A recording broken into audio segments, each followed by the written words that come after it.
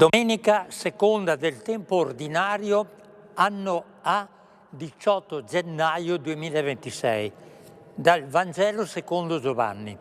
In quel tempo Giovanni, vedendo Gesù venire verso di lui, disse: «Ecco l'agnello di Dio, colui che toglie il peccato del mondo. Egli è colui del quale ho detto: dopo di me viene un uomo che è avanti a me, perché era prima di me. Io non lo conoscevo, ma sono venuto a battezzare nell'acqua perché egli fosse manifestato a Israele». Giovanni testimoniò dicendo: «Ho contemplato lo Spirito discendere come una colomba dal cielo e rimanere su di lui.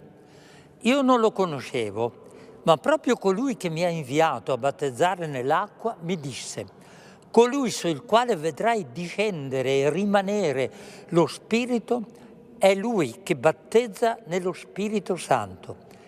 E io ho visto e ho testimoniato che questi è il Figlio di Dio». Per ben 2 volte l'Evangelista Giovanni ci presenta Giovanni Battista spiazzato da Gesù,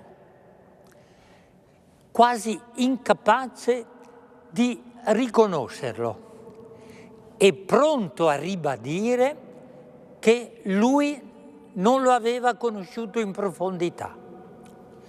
Non importa se Gesù e Giovanni Battista sono cugini. Il Battista è convinto della sua affermazione e per Matteo è utile riportarla per aiutare chi segue Gesù a non entrare nella trappola del sentirsi arrivato nei confronti del Signore Gesù. Se voi ci pensate, si tratta di una tentazione ricorrente e che si annida nel cuore di ciascuno di noi. Siamo tutti battezzati, tante volte praticanti, andiamo spesso alla messa, ascoltiamo chi va a messa il Vangelo una volta alla settimana, abbiamo anche una certa pratica dei sacramenti, soprattutto nei momenti difficili della nostra vita. Anche se non siamo sposati, chiediamo il battesimo per i bambini, conosciamo le diverse fasi dell'anno liturgico, Natale, Quaresima, Pasqua, Pentecoste, ci informiamo di tutto ciò che succede nella parrocchia e in base a questi stili di vita ci sentiamo tante volte sereni nell'affermare che Gesù io lo conosco. Il cugino di Gesù, Giovanni, che è cresciuto con lui, che lo ha atteso per tutta la vita, non riesce a parlare come tante volte parliamo noi, anzi afferma il contrario, per una ragione molto semplice, perché ha intuito che Gesù di Nazaret, che avanza verso di noi, è di fatto inafferrabile, è impossibile da conoscere e da chiudere nei nostri schemi mentali.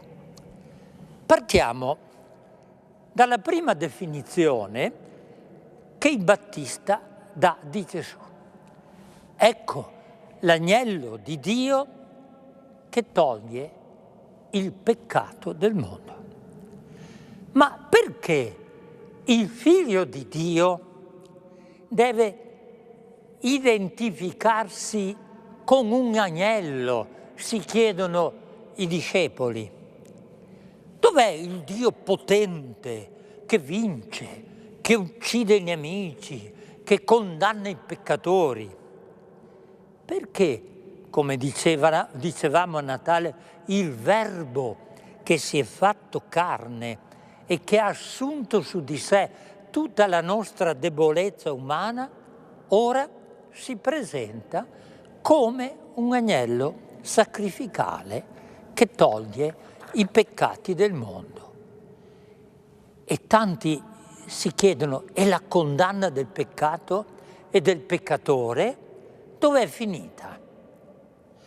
Ma può salvarci un Dio debole come noi e morendo in croce addirittura più debole di noi? Non conosceva Gesù Giuda che lo ha tradito, ma non conoscevano Gesù nemmeno gli altri apostoli. E San Pietro, che ha sfoderato la spada per difendere Gesù dalla violenza dell'arresto con un'altra violenza, non riuscivano a capire chi era quest'uomo, Gesù, Messia. Ma non è diverso anche per noi. Quante volte siamo convinti della necessità della violenza, della reazione violenta o della vendetta?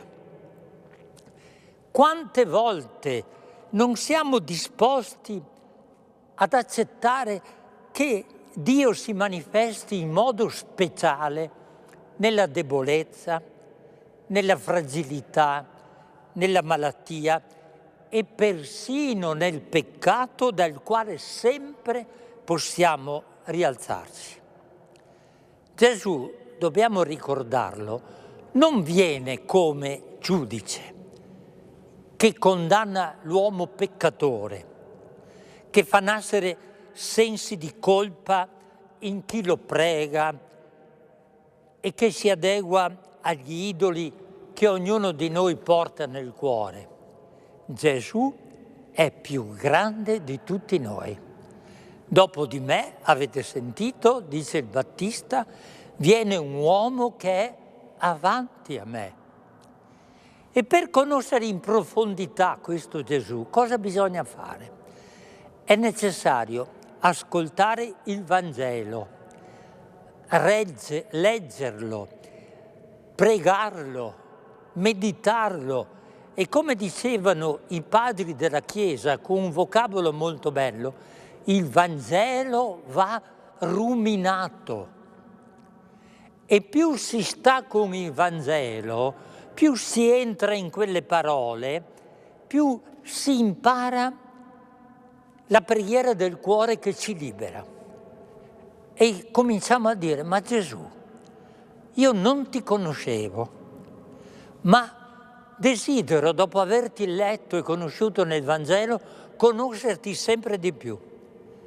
Quante mamme e quanti papà si sono congedati dalla loro famiglia, consegnando ai figli, ai nipoti e ai parenti testimonianze di fede in Gesù bellissime. Io ho conosciuto tante persone che chiudono gli occhi dicendo che Gesù non lo hanno conosciuto fino in fondo, ma intuiscono che solo Lui è la luce vera che li ha illuminati durante la vita e li sta anche illuminando nel momento della morte. Proprio come ha fatto San Tommaso, che non conosceva fino in fondo Gesù e che era pronto a morire per Lui, ma che la mano del Padre lo avrebbe in qualche modo portato via. E lui, con fede, ricercandolo, sapendo che Gesù non lo aveva conosciuto fino in fondo, arriva a riconoscerlo con la preghiera più grande che troviamo nel Nuovo Testamento. Mio Signore e mio Dio, tu sei il risorto, adesso ti conosco. E allora l'invito per questa domenica: lasciamo che tutti coloro che ci hanno testimoniato come sono stati capaci, la loro fede in Gesù, ci aiutino a stare di più con il Vangelo, per imparare la sapienza e conoscere più in profondità Gesù. Mi è nata questa preghiera, proprio pensando al rapporto tra Gesù e Giovanni. Caro Gesù, mi è sembrato strano che tuo cugino abbia detto per ben 2 volte io non lo conoscevo. È tutto il giorno che penso a questo. Chissà quante volte vi siete visti da bambini, avrete giocato assieme, come faccio io con mio cugino, e siete cresciuti anche insieme. Al momento del tuo battesimo, lui dice a tutti che non ti conosceva. Gesù, mi sto convincendo che forse ha ragione tuo cugino. Chi è convinto di conoscerti bene si sbaglia, perché ti chiude nei suoi pensieri. Tu, Gesù, hai un modo di pensare e di insegnare che è davvero più grande di noi. Grazie Gesù, perché oggi mi hai fatto nascere la voglia di dirti che voglio conoscerti di più. Ho voglia di stare di più con te. Dona anche a me il tuo spirito, Gesù, e proteggi tutti quelli che con questo freddo non hanno una casa per ripararsi. Grazie Gesù.